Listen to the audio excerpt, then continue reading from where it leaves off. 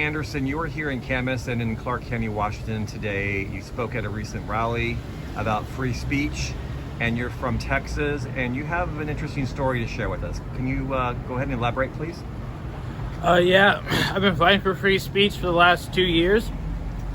I got more politically involved, like in person, giving speeches, like going to events, and then I got to the point where I'm now organizing events, and just doing it because I see how free speech is being completely and utterly destroyed. I got tired of the shadow bans, the censorship, the wrongful bans. I was just like, you know what? I've had enough. I'm going to fight back. And if enough Americans fight back, we can end this right here and now.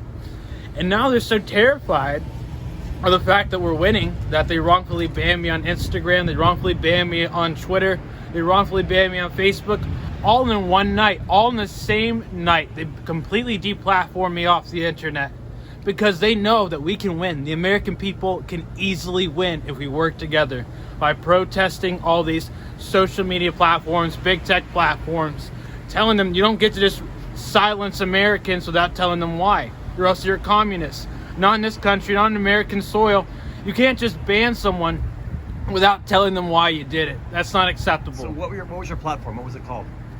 My platform, it was called Team Save America. I changed all my usernames to Team Save America, and it became huge after the whole thing happened in San Francisco where the guy sucker punched me in the mouth twice. And that happened a week ago. That happened just a week ago. Yeah, Saturday, this past Saturday. That's what happened to your teeth.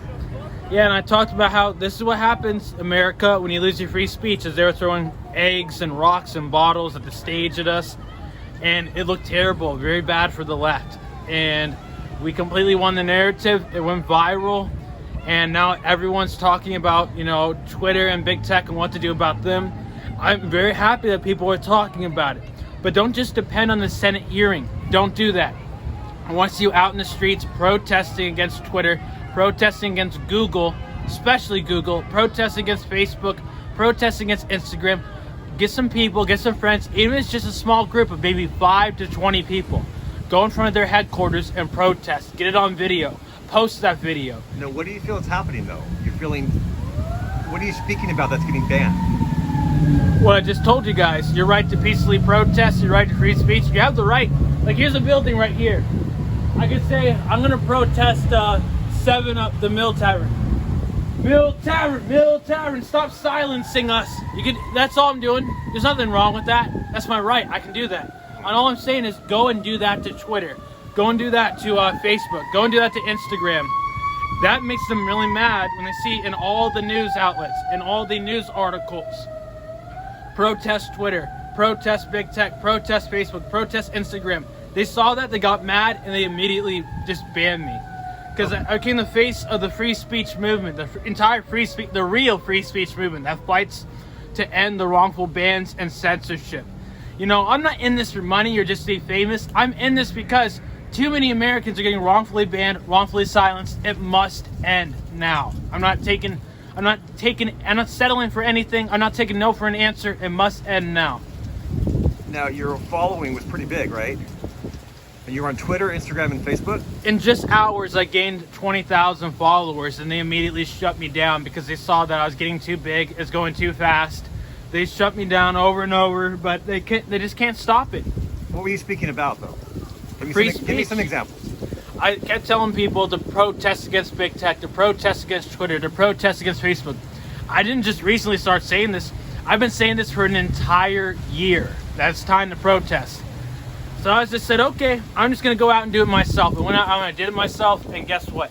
Even though they stopped our free speech rally, even though they stopped us from being able to protest big tech and protest Twitter, they gave us the biggest win possible by denying us our literal right as Americans to protest against these multi-billion-dollar companies and corporations, okay? Right. And they say they're anti-fascist, but they won't let Americans protest against Twitter and big tech.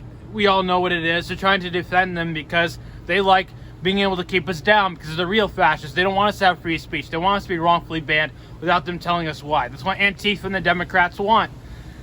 And you came to Clark County today to talk about those issues, right? Sorry? You came to Clark County today to talk about those issues. Yeah, the wrongful bans, the wrongful censorship, the wrongful shadow ban, the wrongful demonetizing, all of it must end, okay? If they keep doing it, it's time to put them in prison. Time to put these people behind bars. What they did to me, as you can see, I'm a victim.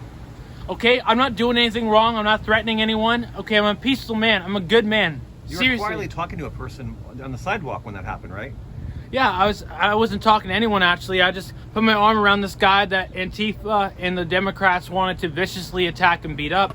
Put my arm around him, and we start walking towards the event. I said, come on, I'll bring you to the event. And as we're walking to the event, someone runs up behind me and sucker punches me. You know, just sucker punches me right in the back of the head. I'm like, oh, what happened? What was that? Looking at him, I'm like, what was that? And I see this guy, and I'm trying to protect the white man, because you know what Antifa and Black Lives Matter does to white people. They crucify, they lynch, they beat the living hell out of white people. So I grab him, I say, okay, move to the side, man, I don't want you to get hurt. And then once again, another sucker punch to the face, because that's what they do. They sucker punch, they lie, they cheat, they wrongfully ban you, they wrongfully silence you. They always tell lies. And even though I'm the victim of a real hate crime, I'm the one that gets wrongfully banned. While my attacker is still on social media, I get completely deplatformed.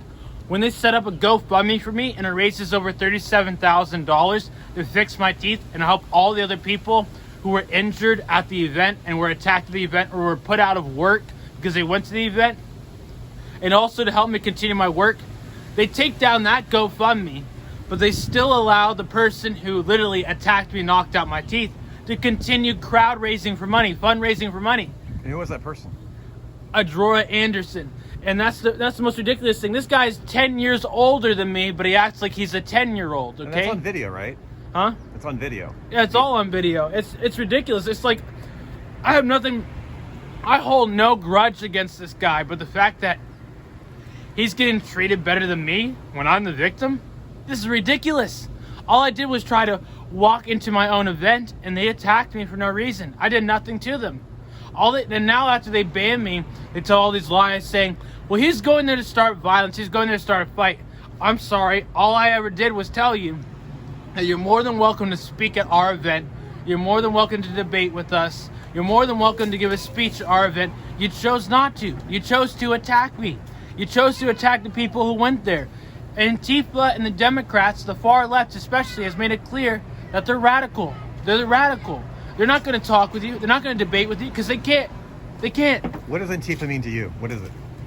Antifa means that they are terrorists. That's what it means to me. Antifa are terrorists. There's no such thing as an anti-fascist movement that's all dressed up in black bloc that's going to be peaceful and not beat people up and not destroy property. It's impossible. There's no such thing as an Antifa that just hangs out and has drinks together and talks to people and gets to know people. If they were peaceful, I wouldn't even care that they're dressed in black bloc. I care because they beat people up, as you can see. They jump people, and they also burn down property, they loot, and they destroy stuff. I'm tired of it. I'm tired of the violence. I don't like violence, okay? I believe that the far left should have a voice, the middle should have a voice, the left, the right, the far right, everyone should have a voice. No one should be silenced unless they're actually threatening violence, unless they're threatening murder. Then they should be silenced. But if you silence people just because they're on this side or that side, then that's where the whole vision gets fogged. Then they're going to start calling me the far right. They're going to start calling me a white supremacist, and they're going to wrongfully ban me. That's exactly what they did. If you search my name on Google right now, Philip Anderson, and you look up on the news tab, there's all these fake news articles calling me white supremacist, saying all these racists were there at my event. That's a lie. That's not true. Of course, I would never want white supremacists at my event.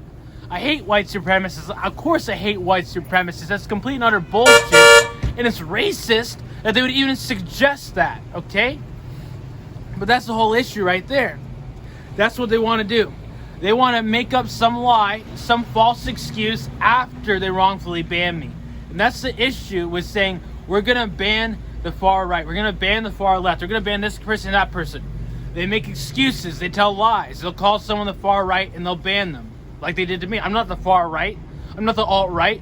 I'm not even white and you call me a white supremacist. It's ridiculous. So what's next for you? Where are you going? What's next for me? Yeah. Well, it just all comes along, you know. I just see something, an opportunity, and I take it. Like I wasn't even expecting this. And only maybe 6 days from the San Francisco event, and I'm already here in Oregon on the other side of the country, you know? Because someone gave me an opportunity. People love to give me opportunities because they know that I'm the type of guy who takes it. I'm the guy who will fight no matter what. I'm willing to fight, and no matter what the cost is, no matter what I may lose, even if I may lose my life, even if I may lose my teeth, you know, I'm willing to fight because it's the right thing to do.